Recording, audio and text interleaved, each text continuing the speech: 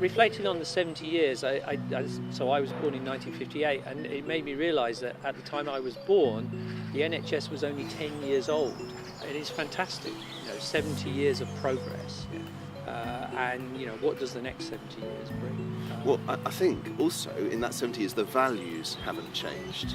So we still have people working within the NHS who are driven by providing the best quality care they can for their patients. The other thing I think that we shouldn't lose sight of is the amazing advances. We treat with drugs now routinely things that were subject to surgery. And major surgery actually.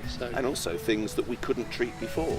The secondary prevention for cardiovascular disease that's come forward, the treatment of HIV now as a chronic but potentially stable disease. Remarkably, my training did not include any mention of HIV. I remember with strokes, if someone suffered a stroke, experienced a stroke, then they would be in hospital, they would be in a hospital bed, and we would hope they'd recover. Yes. And we then moved on to knowing just how important active and early rehabilitation is, how important secondary prevention is. Massive progress from a disease that we thought once it's happened, we can't do anything about it. Yeah. When I worked in Cambridgeshire, there was one CT scanner, and it was at Addenbrooke's. And everybody who needed a CT scan had to get there somehow. Ultrasound scans were new.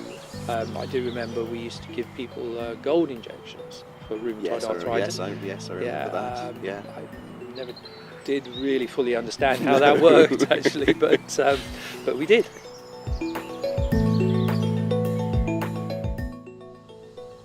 So when our successors are sitting celebrating 140 years of the NHS, I see a real shift continuing towards helping people stay healthy, and that prevention, that well-being, I think that's going to be the drive, because I think it's going to be so important, because we are going to be living longer.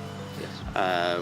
We are going to be living probably with more of those chronic diseases, but our ability to predict them, our ability to manage them and control them, I think will be very different. And I think the conversations we have at the moment about stroke and heart attacks, I wouldn't be at all surprised in 70 years' time they're having those conversations about Parkinson's disease and Alzheimer's disease. It'll be hard to imagine a time before we were able to manage those conditions in a way that it's hard now to imagine a time, before we were actively managing heart attacks. Yeah. And let's hope with all of that change in 70 years' time, there'll be two GPs sitting here saying, actually, and also what really is important, what we really value, is that relationship with our patients. Absolutely.